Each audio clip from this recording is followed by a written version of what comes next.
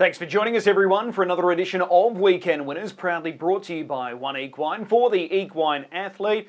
And speaking of equine athletes, there's none bigger than Leap to Fame, and the star is back at the creek this Saturday night. We've got feature racing, the listed classic, the Flashing Red, named in honour of a two-time New Zealand Cup champion. Of course, he was Queensland owned, and we've got Leap to Fame stepping out. This is his first official stand-start race, so it's going to be all important to see how he handles the tapes. He's got to start 20 metres behind his rivals, 10 in front of some others, or 10 behind some others, but it's going to be all important as he builds towards the Directliff Cup and then other features during the Carnival, maybe even the New Zealand Cup later in the year. So we're all looking forward to it. It comes through as race number 4. It's over the long journey, as you would expect, 2,647 metres. Brilliant first up, Leap to Fame. All eyes will be on him once again this Saturday night. But overall, it's a strong program, 10 races, 5:32 start time, and those support races are really well balanced. So there's a lot to look forward to.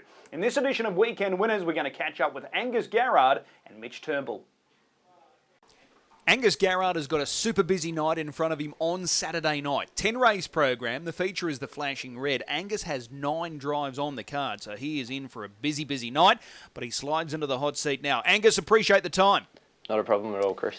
You've got a great book of drives here on the weekend. Let's start with race 1. Ragazzo di Tilly. He has come back a monster. He's aiming for 4 straight victories. Last time out, was that a PB performance in your opinion? Yeah, I think so. He sort of didn't really have anything go his way. He had a bad draw on paper to start with, got left parked out in sort of a fast run race, and still did it pretty comfortable. What's the big change in Ragazzo di Tilly this year compared to last year? Is he just fully matured, stronger horse now? Yeah, for sure. He's just strengthened up a heap. He had the speed to go with the 3-year-olds last year in the bigger races, but probably just lacked the strength to sort of be able to put himself in a really good spot. And I think he's got that this year, so hopefully looking forward to the bigger races, he can sort of be a major player. Okay, so last time out it was the mile. We stepped back up to 2,138 metres. But I'm tipping that's not going to be any sort of problem because he's so versatile. No, that's right. His previous 2 wins were at the 21 before last start, so the distance won't worry him, and I think he's going well enough that he can be hard to beat again. What is his preferred trip in your opinion? Oh, I don't think it worries him too much. He's a pretty versatile horse nowadays, so I think we can sort of race him however we need to over any trip. Okay, barrier 5 potentially could be a little sticky. What's the first line of thinking here? Do you want to go forward, get handy as quickly as possible? Yeah, as you say, it's not an ideal draw on paper, but I think we're probably drawn inside sort of a couple of our main dangers, so I think we can be positive early and at least put ourselves in a good spot to start with. Overall, this is a really tidy race, quite deep in fact, but if you could single out one, who would it be? Is it Free Thinker? Oh, probably Free Thinker. You go back to last winter and he was I think he won the Rising Sun Consolation and a couple of other nice races, and he looks to have come back well as a 4-year-old as well, so I think he's probably the one to beat. Yeah, potentially. You guys could be clashing quite a bit over the next, say, 2 months. Yeah, it certainly looks that way. All right, so you're happy with Ragazzo di Tilly. That's a great way to start your card of drives here on the weekend. What about in race 2, R11R? Going really well, but does the draw just make it a touch awkward?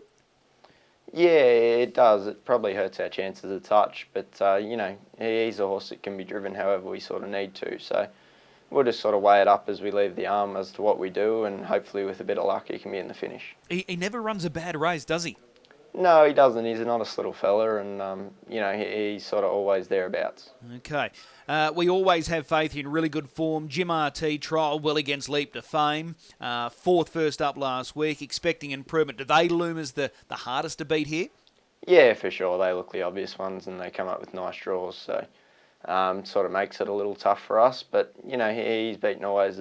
We always have faith before, parked outside him, so he's right in it if he's at his best. Okay, well, don't sell him short there, R11R. What about in race 3?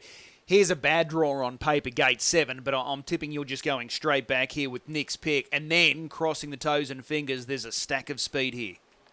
Yeah, that's right. It's a super strong race, this, and we got the worst possible draw, so we'll just drive him for luck, and sort of we know how fast he can be if he gets the right trip. He's got the big 0 against his name, but when you break down the performance last time out, it was more than okay. Yeah, that's right. On the clock, he was still super good, and you know, he didn't race the most tractably last time out. So I expect sort of improvement in that department this week, and I'm sure he'll run a good race. Okay. Captain Shuffles, RD's Flash, coming out of last week's free-for-all against Leap to Fame. This race is 2,138 metres, so does that give you a little bit of confidence there that they might just be a little bit vulnerable here? Oh, maybe. You know, they're class horses and dropping back in grade, as you say. So, you know, it probably looks a chance on paper for Captain Shuffles to sort of dominate a race, which he hasn't been able to do for a little while, I don't think. So, you know, that'll sort of find those two really hard to beat. Okay. The feature race on Saturday night is race 4, the Flashing Red. Your regular drive here is Manila Playboy.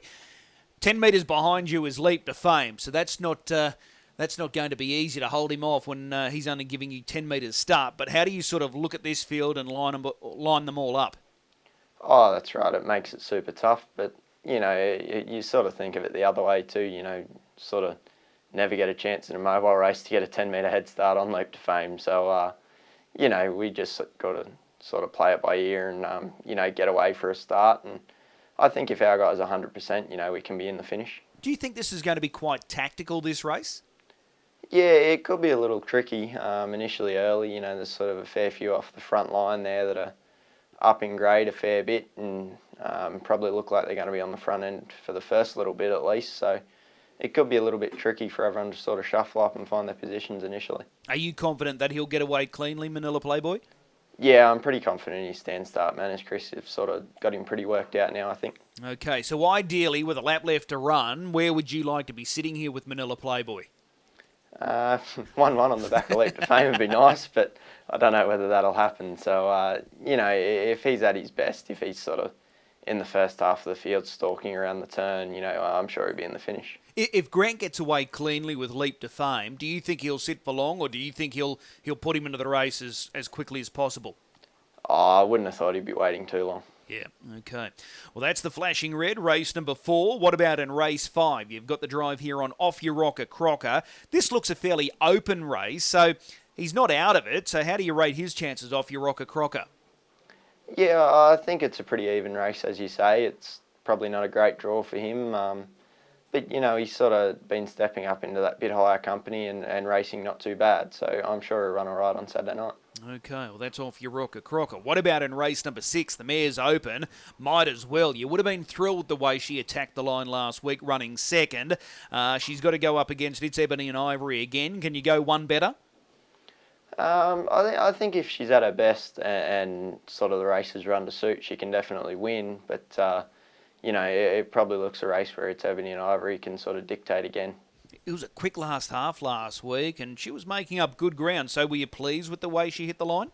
Yeah, I was really happy with her. I've sort of been really happy with her last few runs, but she just sort of hasn't been driving the best. But we sort of made a few little changes, so hopefully she's sort of getting back to, you know, her peak, and she'll race well. All right. That front row looks like there's a bit of speed there, so the faster the better for you? Oh, 100%. Yep, okay. Race number 7, this is the 3-year-old pace, good quality race, and you've picked up the drive on Dragon. He was unplaced with his first run back on Tuesday. He's got barrier 1. I think he had 7 there on Tuesday. Are you expecting a lot sharper effort here on the weekend? Yeah, I'm sure he'll take good improvement out of that first up run. You know, he's been off the scene for a while, and you know, he's had a trial and a nice soft run first up now, so I'm sure it'll be a lot better. Okay. It's quite an open race, this one. You can make cases for a few, and there's a few that have good ability. Charge Ahead, Cyclone Tony, Attachment could improve, Air Express, Hot Rod Harry, Quick Change. So not a bad race. It's quite strong, actually. Yeah, that's right. It is quite strong across the board, and, you know, my guy's got really good ability. We sort of know that from his 2-year-old prep. He's just been off the scene for a little while, so I think at his best he's right in it. Yeah, so whatever he does on the weekend, there's got to be more improvement still to come. Yeah, I'm sure. Okay. What about race 8? Keen to get your thoughts here on Mullum Ruby. Now, she was first up unplaced, didn't have a great deal of luck. What can we expect here on Saturday night? I think she'll run a really good race, Chris. You know, she was really good first up. I was super happy with her. You know, she's trained on good since then, and I think she comes up with not too bad a draw. Okay, she's more than capable, this mare. She's won 4 from 23. Her record probably doesn't show her true ability, but just with that first up run, just didn't go to plan, did it? No, that's right. It sort of looked like I was going to get across to a good spot there initially, and you know, we just sort of ended up having to go back and drive her for a bit of luck, and it didn't come, but probably wasn't the worst case scenario first up for her to just have a nice run and a bit of confidence going across the line on the bridle. She only had the one trial prior. Were you happy with that trial effort? Yeah, I was very happy. Okay, so from gate 3, can you use her early here? Yeah, I think we've got to be positive and put her in a forward spot to start with, and you know, I think from there she can be right there. All right. And the last race on Saturday night, the trot, defensive guy, I'm sure you're licking your lips with this guy. He was unbelievable first up, and when you look at the sectionals, he couldn't have gone any better. Yeah, he was enormous. You know, he made an uncharacteristic break, which was disappointing, but on the clock he was exceptional. You know, he ran his last mile in, I think, 55 and a piece over the 2600. So I'm sure we'll see an improved horse on Saturday night, and I think he'll be hard to beat. There's a lot of paces that can't run those sort of sectionals. Yeah, that's right. Yeah. So second up here, he's going to be fitter. No problem with the trip. He'll run a strong 2600. Yeah, for sure. Okay. And then, do you feel he's come back just a little bit better this time compared to that previous campaign? Does he give you that impression that he keeps improving each and every time he comes back in? Yeah, I think so. I think he's improving in his ability and sort of what he can do, but probably just his manners we're just still trying to iron out. You know, he just wants to lug around a bit and do a few sort of immature things in races at times, but hopefully we're sort of getting on top of that, and I think once we do, we'll see a really good horse. He's the only horse off the front line. Is that a good thing or a bad thing? Yeah, I don't think it's a problem. You know, we've sort of got an advantage on our rivals to start with, and, you know, generally he gets away good, so I was really pleased. Okay. It's a busy night, like I said. Which one are you most looking forward to? I love driving Regato d'Artilli and sort of look forward to his future, but I think Defensive Guy looks the obvious one last. Okay, so race 10, number 1. We'll circle race 1, number 5. Angus, as always, really appreciate the time, and we'll see you trackside. No worries. Thanks, Chris. Mitch Turnbull is back with us to go through his runners on Saturday night, and he's in the hot seat now. Mitch, appreciate the time. Thanks for having me, Chris. This campaign is going well for you. Yeah, it's doing well. I've got the odd winner one a week, so enough to keep me going. Okay, well, let's go through your drives for Saturday night. We start with race 1, the Rainbow Beach. He finally makes his way to Albion Park. His form so far here in Queensland at Redcliffe has been excellent. You must be happy. Yeah, I've been busting to race him at Albion Park, and when he has a bit of luck here at Redcliffe, he wins, but he's found himself in a lot of bad situations, having to go wide and all that, so having not too bad at Albion Park draw, you know, hopefully goes well. Okay. Has there been a particular reason why you've just sort of shied away from Albion Park with him at this point? Not really. I think his form was not as strong at home before he come up, so I think they just wanted to get a bit of bush behind him. If he'd done well in the bush, then take him to the city, and that's what they've done here. He's done well at Redcliffe, and now we're ready to take on the big dogs. All right. His last start performance here, he was really good. He was able to lead, but he was comfortable getting through the line, and he was never in any threat, really. Were you happy with that performance? Yeah, he actually goes really good, but he's just so temperamental. If he doesn't want to do it or something goes against him, he pulls up. But if he gets to the front and he's in a good mood, he can run in any time he wants. Like when he was a 3-year-old, he used to win going 155 every week, and then like the other night he had comfort and went 156 in a jog sort of thing. So he's training them really well, so I'm looking forward to racing him at the creek. Okay, second row draw, is that a concern? Not really, because I think if he can follow through all right and lob handy, he's been coming from the back at Redcliffe, so I don't think the draw is a bad thing on Saturday night. Okay, so best in front, but more than versatile, so he's capable if, you know, the circumstances allow it. Yeah, well, to be honest with you, at home, he never won from behind, only one race, like I've driven him his whole career, but when I bring him up here, he run a lot of great races from behind, so he has probably changed himself a bit, and that gives me the confidence with this draw on Saturday that he'll run a good race. Okay, well, that's the Rainbow Beach in race 1. He's horse number 9. Let's go across to race 4, which is the feature on Saturday night. The listed classic, the Flashing Red. Saint Varan, you're up against the best horse in the country in Leap to Fame. He's only giving you 20 metres start. Can he run a place here, Saint Varan?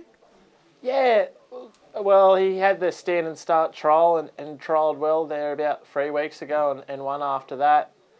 And probably his last Saturday night I was probably a bit disappointed, but I don't think he gave me his best. But when he's on the rail, I think he will, and as long as he steps all right. And even if they roll, like he is pretty tough, so I'm not too stressed about the 2600, and obviously facing Leap to Fame might be a bit of a bugger, especially on the last lap, but he should run a pretty honest race in himself. All right, well, that makes a fair bit of sense then, because when he qualified from the stand with that trial that you referenced, he was able to find the front. He just kept going. He could have gone another lap that day. He was really impressive. Yeah, that's right, and it's one of them things that I've had probably a bit of trouble since I got up here with him of finding races for him, and because he's a tough old horse that probably thrives off racing each week, so I did miss a lot there with him. But then when I did give him that trial that day, I thought I knew what he could do, so I thought I'll just let him do what he wants and keep him happy, and he just kept going and going and won by margin, and then he come out and beat Nathan Dawson's good horse on the Friday night. So he does thrive off a bit of racing, and that's what I'm hoping with. Last Saturday it was a bad run, but I'm hoping if he puts that on his belt, you know, the fitness off it and all that, he should be right to keep up on that. Okay, so he's not the worst then? No, to be honest with you, when I first bring up the truckload, that everyone says what horse is your best horse, and I probably didn't give an honest answer because I didn't know, but he's probably run some great races in March, so I was probably most excited to race him. But when all of mine, whenever they have a good trip, they do well, but he was probably the main one that I was looking forward to racing up here because I thought he'd do well, but just missing them races, which is something that was annoying for me, but having him on the track racing each week is going to be key for him, I reckon. All right, I'm keen to get your thoughts. What do you think of Leap to Fame? Well, to be honest with you, I had a friend that's new to trotting, been watching, and I just kept saying all week, the best horse in the world's racing on Saturday night. I can't believe it. Like, I was that excited, and then when I watch the race, I just get goosebumps watching him. He's so exciting, and even at the top of the straight the other day, you don't know how he's travelling and all that, but Grant just asks him to go and away he goes, and it just gives you goosebumps. So they said before it's annoying you're in with Leap to Fame, but I sort of found it exciting to be in with him and have a go. Yeah, absolutely. That's the spirit. So we look forward to that with Saint Varan there, drawn barrier 1 in the Flashing Red. What about in race 5? Better Keppel. He's close. He's thereabouts. If he gets any luck, he's going to win. Is that fair? Well, yeah, he is temperamental, this little fella. He's pretty hot and cold. Like, he's run some really great races with Adam and a couple of nice fence runs for myself. But, yeah, I do think one day he will win a race, but whether it's Saturday or not, he just needs the right trip and be in the right mood, but we'll see how we go. Okay. Is this a handy draw for him, just being on the pegs where he doesn't have to get involved early? He can just keep following them around and then hopefully get some luck late. Yeah, definitely. Yeah, he does like the fence, and if you asked me before, I'd probably say draw 1 or this draw, so it should suit him. Stay out of trouble on the fence and put the indicator on at the top of the straight and go past him. All right. There's not much of him, is there? He's only a little fella. No, he's only a little fella, and he's got a really big, thick, long tail that drags on the ground, and they said the other day, you're going to give him a haircut, and I said, no, it's part of his personality, so he's a fashionable little fella, but yeah. All right, well, that's Better Keppel. And what about in race 9? I'm Desirable. She lands gate 4. What are your thoughts on gate 4? Is that a potentially sticky draw? Well, probably not too bad with her because it's one of them things, if I have to come out and push forward a touch to find a spot, she has the strength to do it, but if I come across and slot in or go back, so be it. But she has a bit of strength to do minor work early if I have to, so anything she draws I usually don't stress because if I have to do something early, then I know she can do it. Are you happy with the way she's going? Yeah, she's run some great races at Albion Park, and she's sort of similar to the others. If they have a bad race, bad draw, they don't do well, but if they have a good draw or a bit of luck and all that, they seem to hit the line flyer. And so, yeah, she's doing well, and I'm hoping that she'll race to her peak on Saturday night. All right. Which one are you most looking forward to driving there on Saturday night?